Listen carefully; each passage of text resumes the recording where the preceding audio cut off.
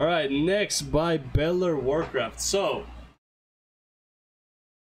the title speaks for itself. Dragonflight releases in 6 months. Now, here's the thing.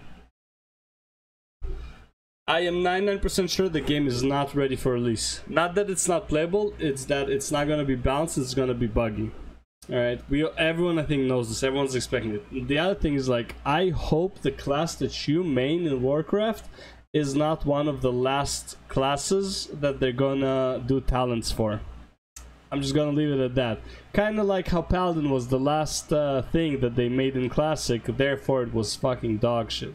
That was kind of unexpected.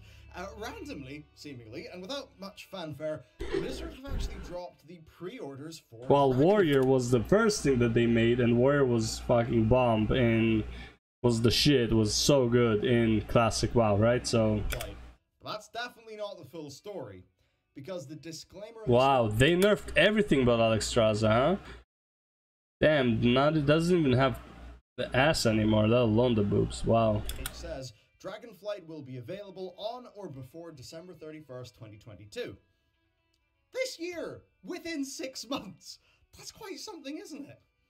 Now, this sort of thing isn't abnormal, by the way, but it does fly in the face. I mean, it is the best time to release. Christmas break and all that stuff. It is the best time to release, but again... it's not gonna be ready. You know, those like December 31st disclaimers. We've had those for like every expansion. But of course, most of us expected Q1 2023 for this expansion. It's kind of like, no one expected in 2020. What? Oh, Q1 2023. Yeah, basically. I expected in February 2023. You know how in Shadowlands, Ardenweald is the last zone that they actually worked on, and how the story quests make absolutely no sense. It's like one time you do quests in Ardenweald, then you do quests with Zimbabwe. What's his name? Bonsambi, Bob Salami. Then you have quests in Ardenweald, then you have Bob Salami, and then again quests in Ardenweald. It's like they all like, it's like you continue a story over, like, you know, it's like Quest 1 is story X, Quest 2 is story Y, and then Quest 3 is story X again, then Quest 4 is story Z. It's like, what the hell is happening? Why can't it be continuous, right? Because Ardenweald was the last one they worked on, and they just rushed the fuck out of it. That's why it also feels like it's kind of like empty. The whole, like, there's really like the whole bottom left part, like the southwest, I believe it was, of the map is completely useless. It isn't the main story of the thing, but there's nothing to do there. It's not even world quest there. Like, there's absolutely nothing to do there. Yeah, and I believe there was supposed to be a raid in there or a dungeon, and it's like, nah. Well, the BlizzCon showing was a little bit sparse in terms of the actual game footage. The announcement took place, relatively speaking, later than normal, and I think we expected a chronologically more extensive testing process given the issues that Shadowlands and BFA had. Well, that all appears to be false now. There's some implications, let's talk about them. First on development, second on alpha. You know what, I'm just going to go wild. I'll talk about alpha first. Alright, let's go wild. So the alpha is of course underway at Blizzard. Some trademark. We've actually recently seen a new Dragonflight alpha test build be uploaded to WoWDev.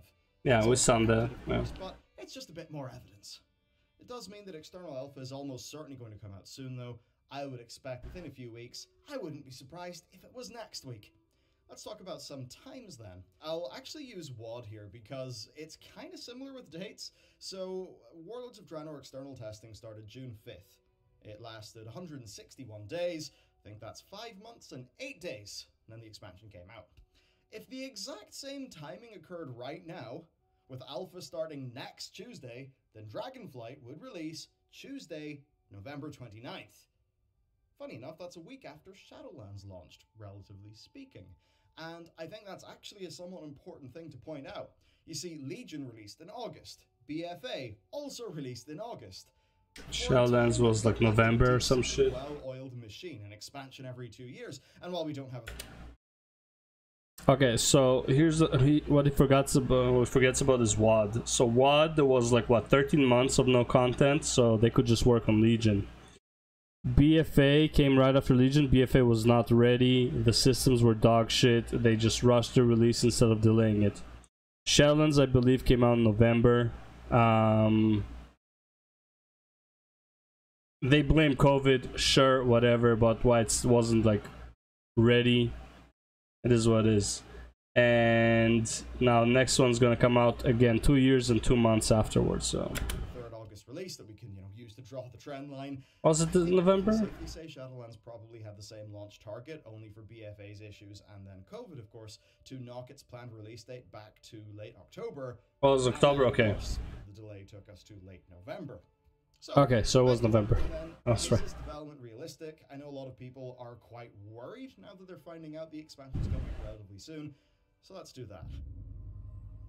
I mean, overall, it is 2 years and a month, so it falls within their timeline, kinda.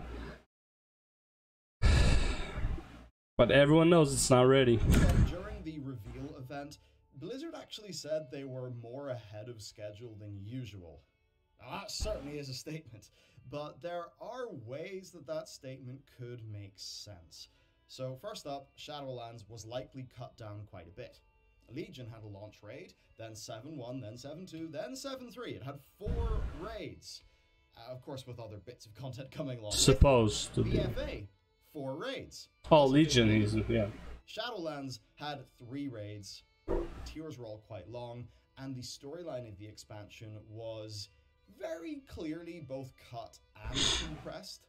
A lot of things that were teased, like and made up on the spot. The origin of his people just didn't happen. So instead, Bane just spends the entire expansion sitting down in Ouroboros. And just about nobody liked it. Now, guess what other expansion fits that mold? Warlords of Draenor. Yeah. I think WoD was even more cut down. It had a strong start. It had a middle that was literally cut. There was no Shatrath raid. No middle to Yrel's arc, which led to this crazy, weird, rushed ending that was laughed at by people. Now, one thing that does explain a late 2022 Dragonflight, then, is Shadowlands being cut down. Allowing for... I still can't believe what they did to Yrel. I didn't like Yrel too much, but she wasn't like crazy fanatic. And then it's like you come back in BFA to Draenor and she's a fucking fanatic. She just kills people. Yrel was not one who would kill innocents, you know, regardless of the light. Like, I don't know, it was they just forced the fuck out of that scenario. It was so weird. Blizzard's regular 2-year-long release schedule to continue. Essentially there, a producer would say, okay, we have to cut this amount of Shadowlands, it will have this much resources, everyone else, we're going to keep Dragonflight on schedule. Something like that. There's another reason, and I think it is likely to do with risk. Oh, yeah. Shadowlands had a number of complex features, things like Torghast and Covenants as they pertain to player power. Torghast was like the least complex thing they had. Just make it fun and unlimited. Who gives a shit? It's a system outside of the game. Who cares? Just make it fun. A massive number of new class abilities, each with spec permutations for the Covenant abilities. Then you go to Torghast. That's a mode, the format of which changed quite a bit during testing. I mean, is it really that complicated? You had 8 new abilities, but you can only use 2 new ones. Everything else, your class is the same as BFA. I'd say the Heart of Azeroth Essences was more complicated than this, okay, than like the Covenants. And it's something that would have taken a massive amount of per spec design. If anything would be a development time vampire and a source of dreaded unknown unknowns, which are the worst part in development, it would be features like those. So what about Dragonflight then? Well, it does have the profession revamp. That's pretty massive, but it's also kind of isolated. All things need testing, yes, but I think we can all see how Torghast would perhaps need more testing than Professions, and would be harder to implement. Then you've got the talent tree rework. Now that is a massive feature, but it's not necessarily adding a massive amount of new stuff. Rather, it's more consolidating all of these years of class design into a brand new system. Now that's definitely hard to do well, but it's not being done in an environment where they also have to deal with Covenant abilities, Soulbinds, Conduits, and Legendary powers. So it seems to me then that Dragonflight has less. Just want to talk about professions real quick. Professions are so dog shit. See, the thing is, the way they made professions in BFA was actually good, implemented bad. So, what I mean by that, so in order to get, you could only craft one piece of equipment per professions, basically. Or like, I think it was just one total. So it's like, if you made the pants, you can't make the belt or something like that. Or like, you can't wear both. But here's the thing. To upgrade the pants, let's say from normal mode to heroic, you have to do heroic. To upgrade the pants from heroic to mythic, you have to do mythic. Here's the biggest problem with that. If you're doing mythic, you are more than likely gonna get pants from the mythic. That makes the profession so fucking useless. I much prefer how what's it called? How Final Fantasy does it, and you are farming the tombs. And with the tombs, you can buy gear that you can upgrade to the savage level tier, right? It just takes a lot of tombs, like multiple weeks of farming. You cannot do the weapon though. The weapon you can only get 600 from the what's called. You can upgrade. You can get the weapon as in like the tokens for the weapon. Now it's 4. It used to be 7, so 4 weeks instead of 7 weeks, which is a good thing. But that's to get the weapon from like the last boss from it's equivalent to like 580, I believe, right? And you can upgrade the weapon with the tombs to 590, but the savage rate drops 600. So the weapon is the only thing you can't get 600 of, which makes it still worth it to do the savage boss, like the last boss on savage.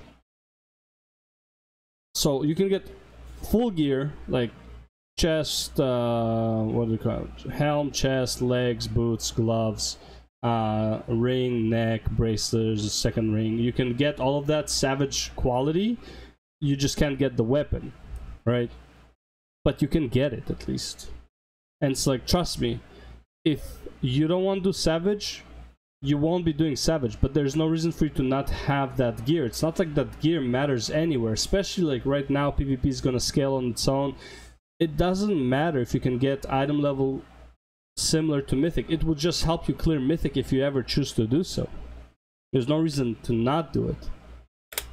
An unknown is just the sort of thing, it's something you don't know, and it is a problem, but you don't know that it's going to be a problem until you find it. Unlike a known unknown, which is the sort of unknown thing you can plan for. Suffice to say, an unknown, that's the thing that just makes everything horrible, and I think Dragonflight probably has been designed to have fewer of them. Okay, next, let's talk about the pre-order. Doubt it. Get your wallets ready, everybody, because Dragonflight is more expensive. In the UK, is it? Prices have increased by £10. In the US, it's also up by $10, and that's across all tiers. Now, this is kind of... Wasn't like $60 though? Let me see real quick. Wasn't every expansion $60?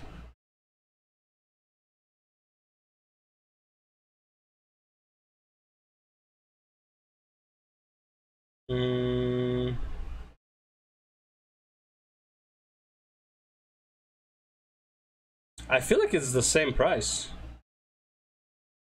Epic Edition's $115. The collector's should be like $120 or something like that, which I don't know. It doesn't even say. But no, it feels like it's pretty much the same price. Maybe $5 more. I don't know, but like, it's not. I don't feel like it's more expensive. General AAA price increase. Really, Sony have let. No consumer is going to be enthused about a price rise, but 15 years of $60 has done no favors to either gamers or creators. Charge there, notching their things up to $70. So right now you've got the base edition at 50, heroic at 70, the epic at 90. So what do you get? Well, the base is just the game, and if it's a pre-order, you get the Drax pet. $20 more gets a 60 boost, a mount, and another pet. Whatever. The mount certainly does look quite nice, but that is what we expect because it's a store mount. $20 more on top of that gets you 30. Does it look nice though? Not my thing, I can say the least. I mean, He has a tree for wings. I don't know, like doesn't look that good. And what else? The wings look weak. The hat transmog looks weak. Who even wears a hat really? Like there's absolutely nothing here to get from the Epic store. Wait, do you get a transmog? Is that what it is? Let me see that. $20 more gets you a level 60 boost, a mount, and another pet. The mount certainly does look quite nice, but that is what we expect because it's a store mount. Dragonflight level character boost. Okay, so that's the boost. Well, that's what it is. It's a boost. On top of that gets you 30 days of game time, a Hearthstone effect, a head transmog, and dragon wings for your back with colors to match each of the main flight. Yeah, so I don't know what this is. This is the level 60 boost. What is the hell is this? Oh, game time probably. So it's looks like shit, honestly. Is, well, the same. It seems strange, but it isn't. They're very obviously trying to push people up to heroic because it's $20 more, has a bunch of cosmetics, and it contains a boost. And a boost, of course, is usually priced at a lot more than 20. If it had plus game time, it would be worth it. Right now, it's not worth it. The player boost level 60, look, the only time this is worth it is if you haven't played at all in Shadowlands. If you played Shadowlands, you had nothing to do except level characters. Getting the boost doesn't mean shit to you. The mount looks whatever, like average at best, not even worth the price tag. And the pet looks like shit. The Hearthstone effect, oh, that's what it is, it's a Hearthstone effect, okay. Hearthstone effect, like, it almost looks the same. Look at this shit. Where is it? Hearthstone effect is green, this is yellow. It's like, it's not even like hard effort. It looks like shit. Mount looks garbage. The wings are not impressive. If they were longer, like up to here, I'd be like, okay, that's cool. Like the helm, no one's gonna even like. No one like. Who even does show helm really? Like you never see show helm on people, unless it's like the diadem for the paladin, which everyone can have. Any player can have. Looks like shit. Looks like shit. I mean, is it unique? Yeah. Does it look like? Is it impressive? No. It's like whatever. Like, there's nothing really useful here, honestly. There's no reason to buy the Epic. It looks like such low effort, it's insane. With colors, and a boost, of course, is usually priced at a lot more than $20. But then to entice you to... Yeah, not worth it, though. More than that... Especially because you can get to 60 right now in like 2 or 3 days. Just log in, new character, 2 or 3 days of grinding, you got to 60. It's not even like... It's really not worth it. With the 30 days of game time with the most expensive edition. Now, if bought on a single, just one off, then that's $15 for the Americans anyway. And it's only $20 more. Now, the thing is that 30 days of game time will, I assume, be active from when you buy it. So yeah. It would only actually be worth it if you were to play for the next month and a bit. Yeah. Otherwise, is that $15 of value you wouldn't be using? Well, if you're already playing, this adds up to your membership, so it's still worth it if you're already playing. Oh my god, what is this shit? Where is it? What is this? Is this a bald spot? What's going on here?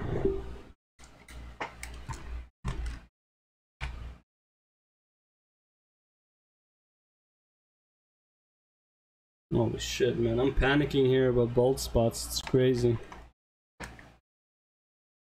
Alright.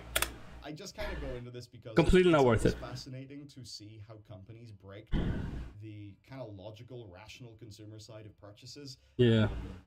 Yeah. Not worth it. We're all Plunketto balls just falling towards some price. Oh, this thing. Okay, there's actually more stuff in the store though. So they've added a mini Ursoc pet for $10, and they've also launched the Midsummer's Night pack.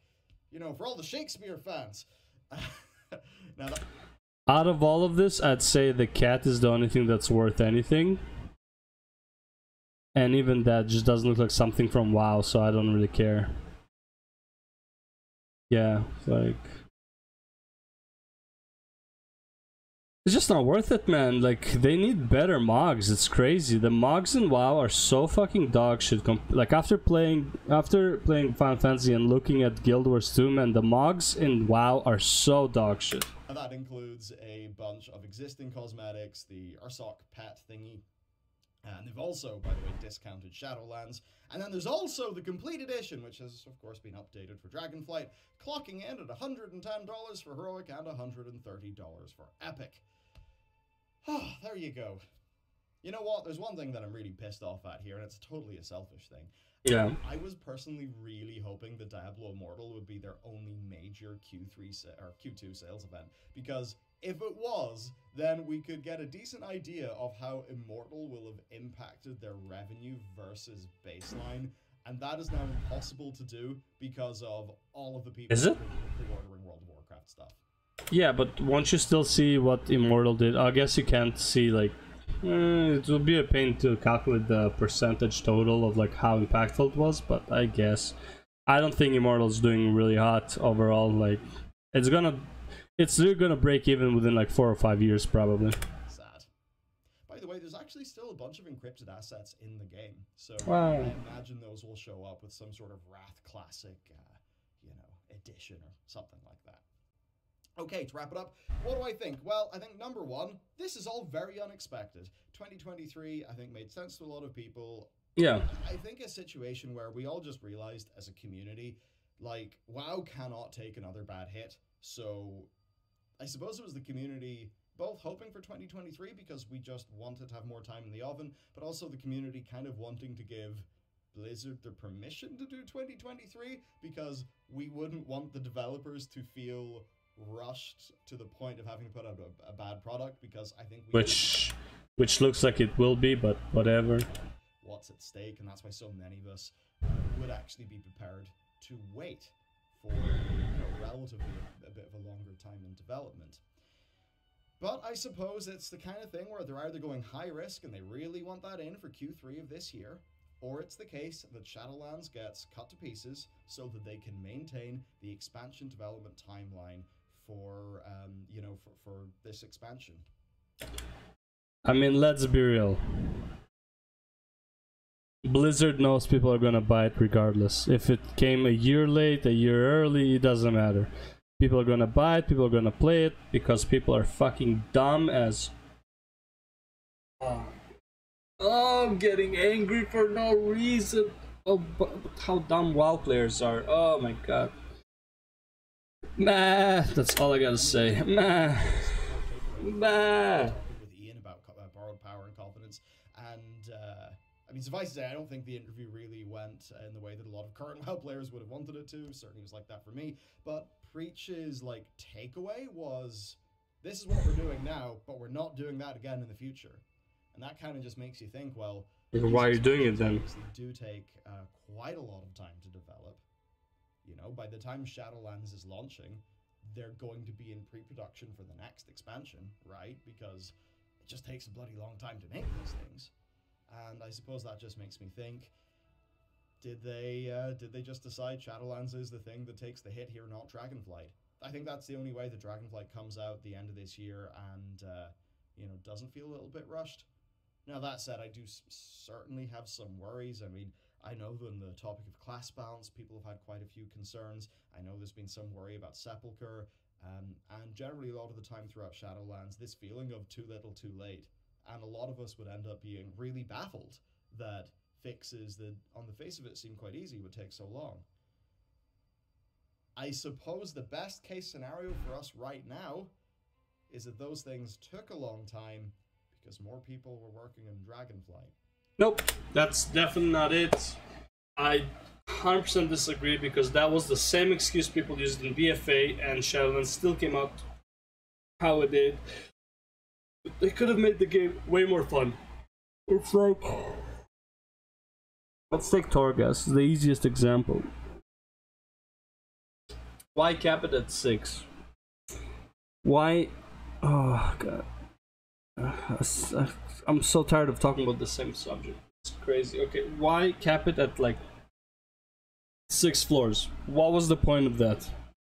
Why not? Because like, oh, it's not too long that people won't do it. It's not too short.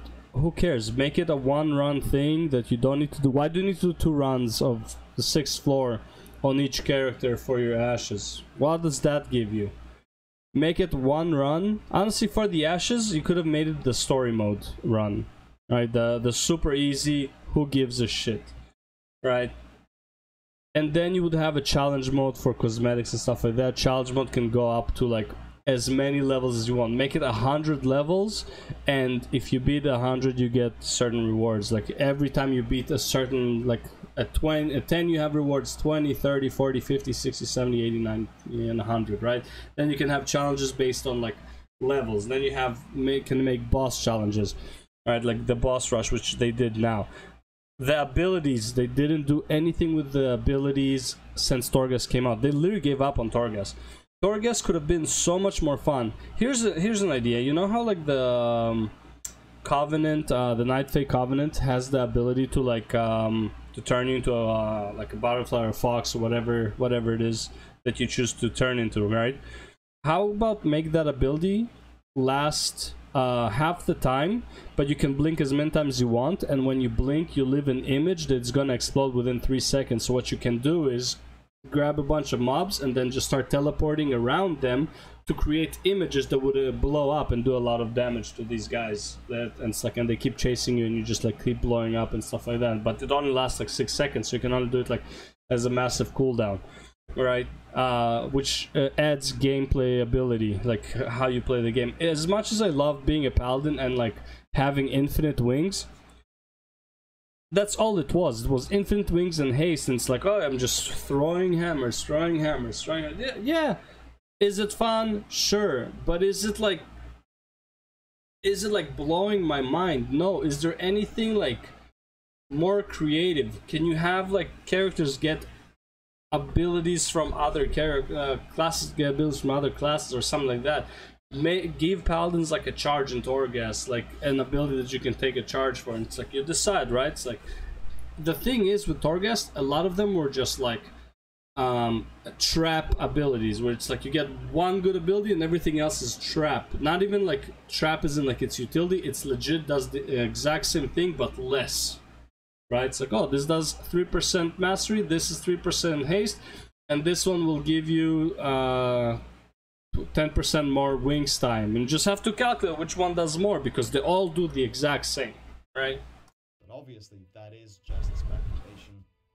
It's the kind of thing where cutting losses can definitely be seen to make sense in the long run. They cut their losses with WoD, they had a big success with Legion. I think I would come in and argue, yeah, but you definitely can't do that too often, because churn is absolutely a brutal thing. Yeah, I mean, just look at what a churn rate does to a software as a service business model, right? And you find out that churn is one of the most worrying things for people in SaaS. And what is WoW? WoW is GaaS, games as a service. So, you know, all of these sort of metrics that go into the performance of a product, they're kind of similar. As for this release date, I imagine they're also quite aware of how competitive the market is right now. That's definitely something. Not just MMOs, I mean just games in general. I think they know that a WoW player who wanders off might just buy another game, very much unlike how it would have been maybe 10 plus years ago. Yeah, I mean, it is just weird. Like, our in-game content cadence has been odd, but there's actually a weird, I don't want to call it a silver lining, it's just a thing I noted. So if Dragonflight comes out end of November, early December, yeah, then the most recent major content patch would have been 9.2, which is late February. Now that's like a 9-month gap, but the thing is, it's a gap that is then bolstered by 9.2.5 and by Season 4. Now, that means they've kind of made the best of what they've got, and I think it would also kind of mean that the worst of the development delays have perhaps already been felt in the Shadowlands patch cycle, because it was just generally elongated. Ah dear. Well, I think... Was it more elongated than usual though? Like, let's not compare to Legion. Was it more elongated than any other expansion? Like, WoD, BFA? Was the same dog shit design, like the same fucking gaps in the patches. Legion was the only one that had 77 weeks, right? 77 days, 11 weeks between patches. That was the only one that they actually had a cadence for. Everything else was dog shit. I think overall, this bold strategy of theirs just demands that Dragonflight is in an excellent condition. or not, because ultimately players will not forgive another. Yeah, buddy. As I said, this is an expansion that feels less risky to me, and I definitely say that as a good thing. I do think that soon there will be the time to really be pushing things forward in a crazy way, to be super daring about designs.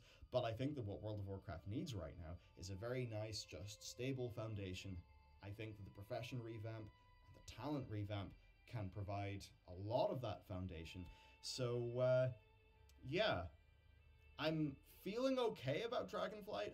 I'm not necessarily thinking that this just by default means it's a really big disaster. I mean, you could look at some class balance issues recently and think, well, you know what, they couldn't get that right. Obviously, the expansion is screwed, but maybe that thing didn't get as much attention because more attention is going towards the expansion. It's kind of impossible to speculate it at this stage. I wouldn't say it's impossible. Just use your experience as a WoW player and see how you got butt fucked throughout the years. I will say, personally, I'm definitely excited that there's going to be an alpha and a beta to talk about soon, or hopefully, if I get in, actually play. Where they don't listen to feedback? Yeah, can't wait. Enjoy the process. I think we've all learned so much from. Can't wait. That the quality of player feedback, I think, is going to be better than ever this time around, and I'm very, very, just passionate and interested in. I think that being a really good process. Yeah, we'll just have to see. I don't know, man. This seems like a less risky expansion. Maybe that means that, sure, it's a bit less ambitious, but it can actually be pulled off to a higher level of quality. And I think that's what most of the current player base actually wants at this stage. So, let me know what you think. I just want a good game. Down below. That's all I want. A good game. Well, I guess it really is Alpha Watch now. It could really drop any day now. Okay, let me know what you think. See you next time. Grizzly Hills. Good soundtrack. Not something you can listen to like outside of the game, but still nice music when you're in Grizzly Hills. Anyways, yeah, I think people who have faith in Dragonflight legit just have blind faith towards Blizzard at this point. And no matter how many times Bellular makes a negative video about Blizzard, he still has blind faith that the next one would be good. Like, maybe he's just optimistic, but again, I thought he's nihilistic, not optimistic. I'm just saying, you know? Either way, I mean, well, are people gonna play it? Yeah. Is it gonna be good? Probably not. You know, it is what it is. It's gonna release like end of November, mid-December, right before Christmas. I would say probably right before Christmas is the best time to release, because people will have the 2 weeks off to play video games, right? So it's a good time to release, but also if people have 2 weeks to play WoW, I believe they'll run out of shit to do really fucking fast, and their Christmas break is gonna be ruined.